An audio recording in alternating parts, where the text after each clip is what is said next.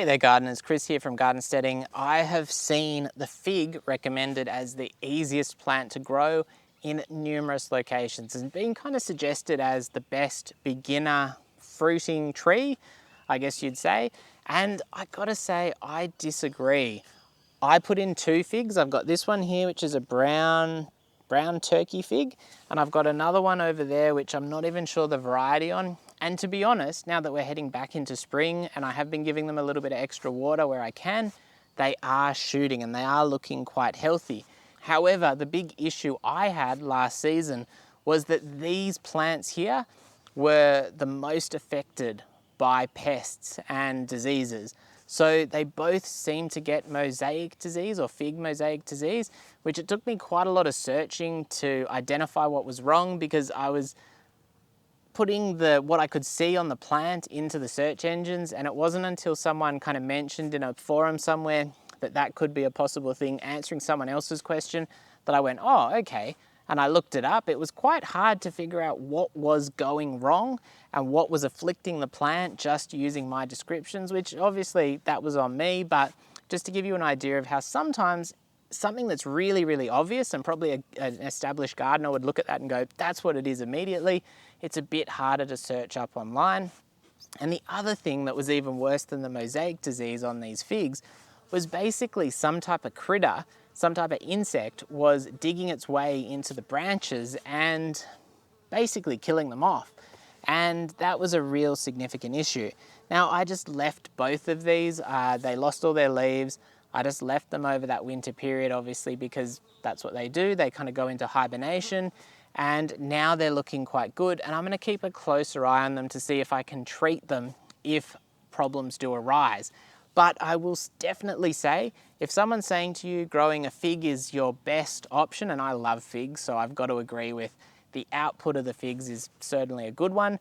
I would probably say something like a mulberry, to me, is the easier and probably the better place to start, or even growing some peaches if it's suitable in your environment, because the peach tree we bought quite discounted has gone bonkers. It's got like 20 peaches on it right now.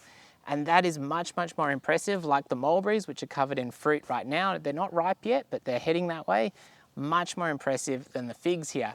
I do think down the track, as the figs grow bigger and we're getting a better crop off them, they'll probably be even more rewarding. However, for the early stages and as far as those quick results, I don't know that I personally think figs are the best beginner fruit tree. So why do I recommend mulberry as a better starter option as far as fruit trees? Although this is probably technically a berry, it is still a tree. For this simple reason. As you can see here, this mulberry tree went in less than a year ago. It is now probably 2.5 meters tall, and it has fruit on it. Now, it is a bit of a question as to whether the fruit will ripen or whether it might get too dry and we might see it drop off the tree, or whether the birds are just going to come in and take it all. However, that is a pretty universal problem across any fruit tree, and as a result, I would definitely say this is my go-to pick as a first fruit tree. The one thing is these do take up quite a big bit of space if you don't keep them under control from trimming them, and obviously you're going to get the best results if they're fairly large as far as getting good amounts of fruit. Apart from that, yeah, really, really good option. Prizing option number 2, I would say, is the peach, which is what I've got here. Again, we bought this peach basically as a discounted fruit tree over winter when it was looking very scraggly, planted it in the ground, it very, very quickly put on a heap of blooms, and it's just gone amazing ever since. And I do notice there's a little grasshopper there that I'm gonna have to get off because it will no doubt be eating our fruit otherwise. But this thing has got amazing fruit on it. It's probably got 15 peaches.